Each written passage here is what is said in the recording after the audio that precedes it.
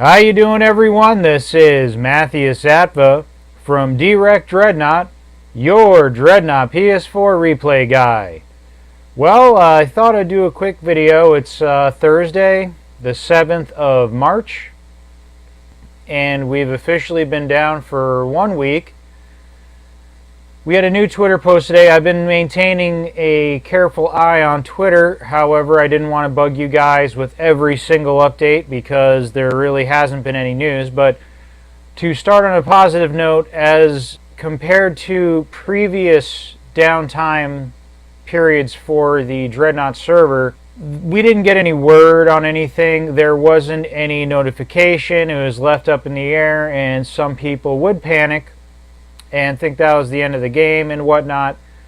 However, the Dreadnought staff has been keeping us up to date. There's been almost a daily tweet about the server status, and I think that's very positive.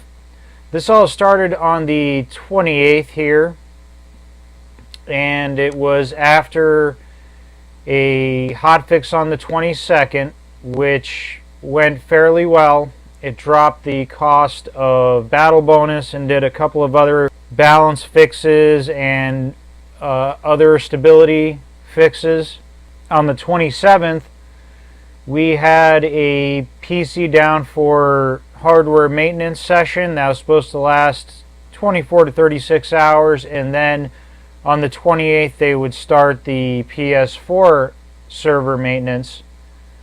I've mentioned in a previous video I was an intern and I do have IT experience from years ago, and every once in a while things get either buggy or you run out of server space or a component goes down or you just need to do a yearly maintenance period. That could be any one of these, and they're pretty much necessary, especially if you don't have a super large operation with extra server space or a lot of backups.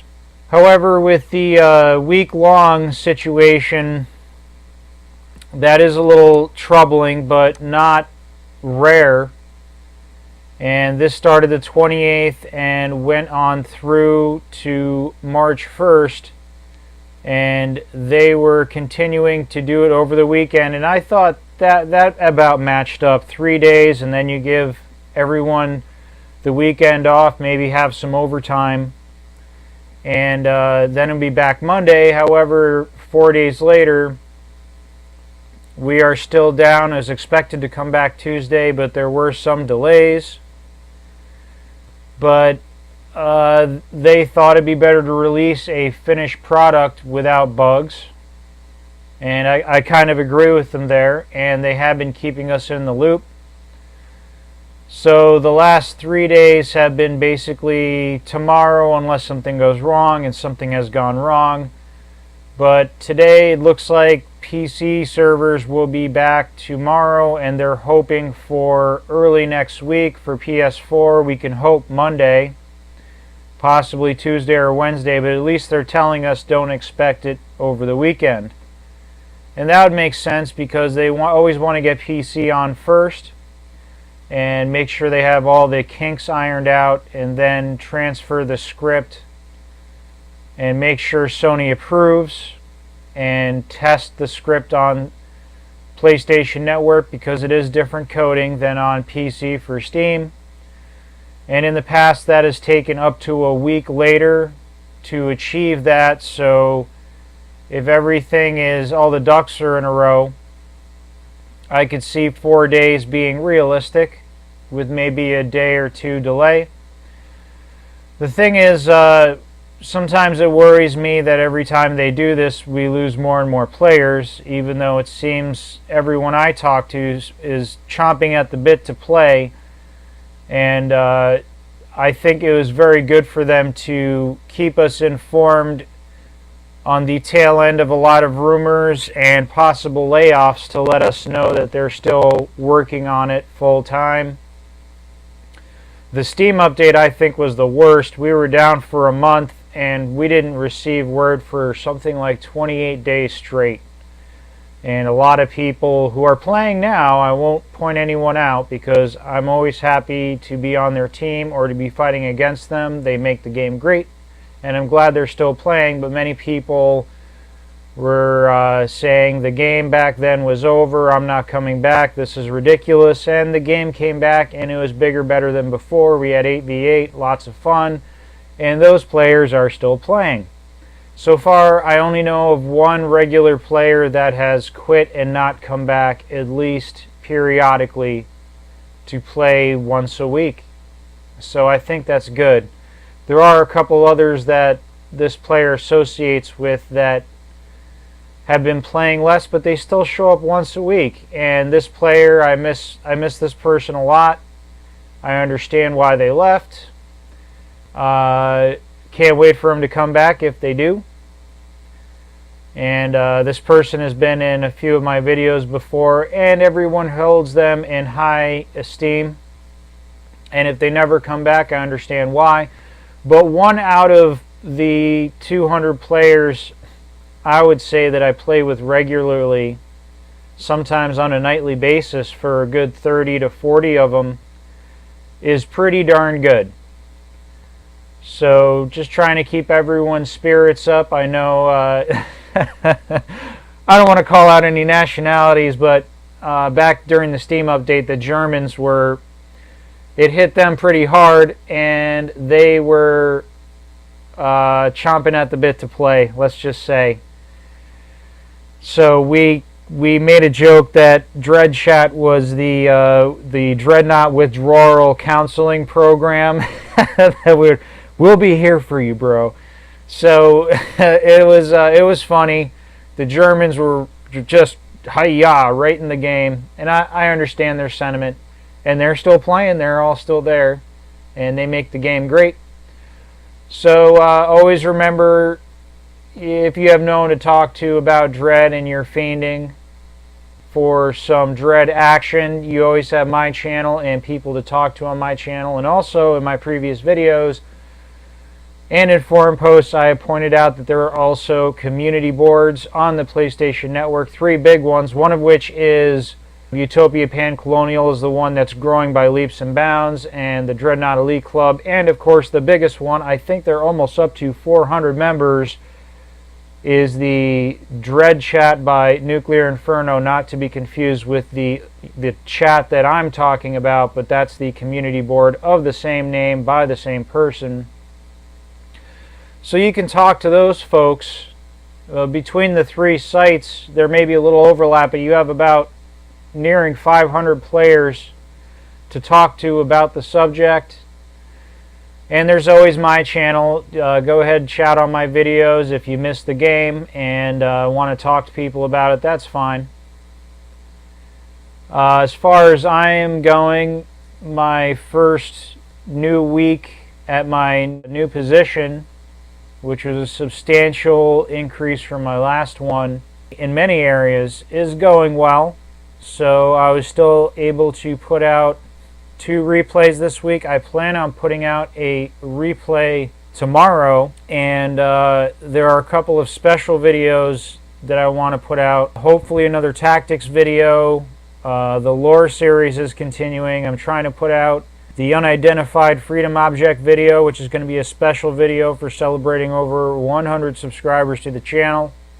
Those may have a little bit of a delay on them because it takes the non-replay videos sometimes upwards of 6 to 12, sometimes more hours of production to put out, depending on their complexity and research.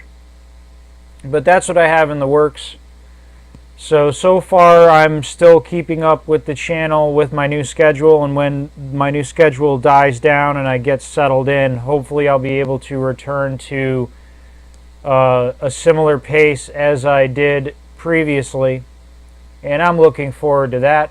Besides that, I do want to make some module videos for, I was thinking of doing strategy and tactics for individual ship classes, but I think I want to get started with the modules first.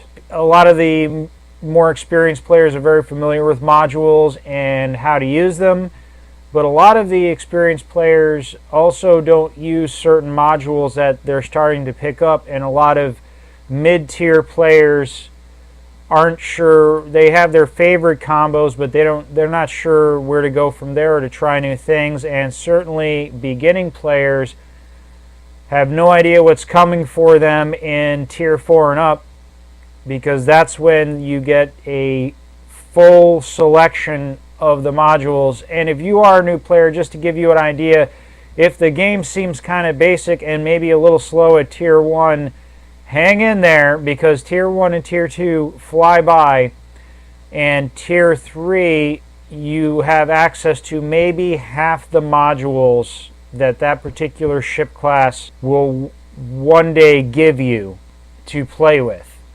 And it's only the beginning, and Tier 4 is where you really start playing Dreadnought, and Tier 5 is where you're fully up to speed.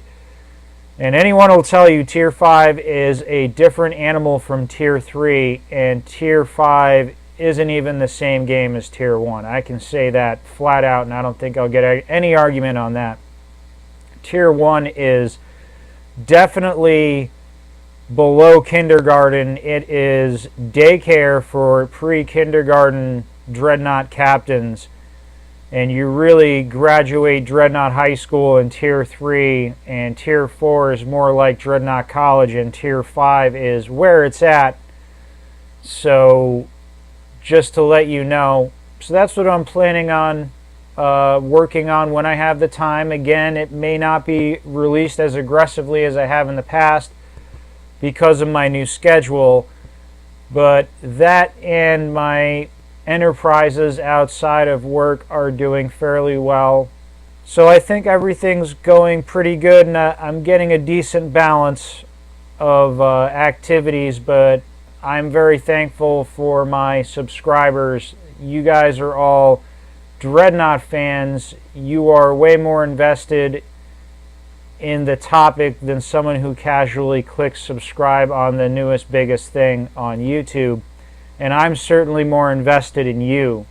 It's gotten to the point where I could probably name at least half my subscribers right off the top of my head.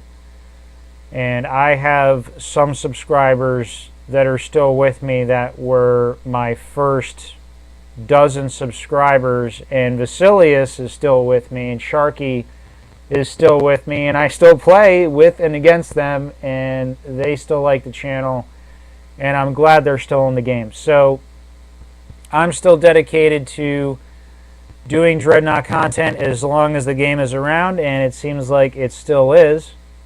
We just have to wait a little bit, probably next week. I'm hoping Monday, but don't hold me to that.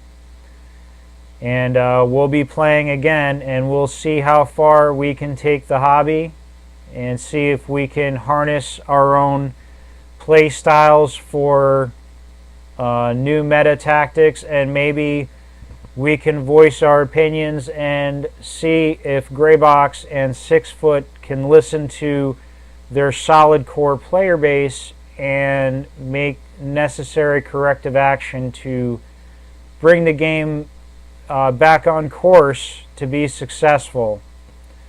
Because I've looked into other games. If this game does go away like every other game eventually does, I was thinking, well, where do I go from here? What do I do next that's still enjoyable to me but still on the same topic as sci-fi, space, etc.? And there just really isn't a game out there like Dreadnought. And if there are a couple that are similar, they just don't have the mechanics. They don't have the fast-paced action. I was looking at Elite Dangerous, and Elite Dangerous has a lot of, grinding, and I'm not saying it's boring, but it's more of an exploration adventure game than it is hardcore combat. And with Dreadnought, you pick up a game and you're in there, and when you die, you don't lose it all, you just die and respawn, or if it's team elimination, you go to your next match, and I think that's great. There's enough lore to put the suspension of disbelief in the game where you could believe, yeah, sure, I'm playing the role of a captain and I haven't died yet and my ship has won 1,000,000 battles, but the reality of the game is it's very arcadey style, So there's nothing to lose for losing and everything to gain for playing and winning. And you wait between 1 and 4 minutes and you're in a legendary match and you're fighting it out and having the time of your life. And the mechanics of the game are smooth. The modularity, customization are all there, and the fast-paced action is there, and I'm not finding another game like it. There are similar games, but nothing like it. So I'm hoping they right the ship and do good by us. Well, I just want to do a quick unscripted update for you guys. Expect another replay tomorrow, maybe something special this weekend, and if not, hopefully Monday. Next week, I wanted to put out a couple of Mithras replays, one with Draconis' Reel and one with Persistent Flame. Persistent Flame likes to watch my channel. I appreciate his input behind the scenes, and he's really good Corvette captain if you don't know who he is. Draconis' Reel is a subscriber. He is also a good Corvette captain, but he plays a lot of other ships, and he's been a long-time subscriber.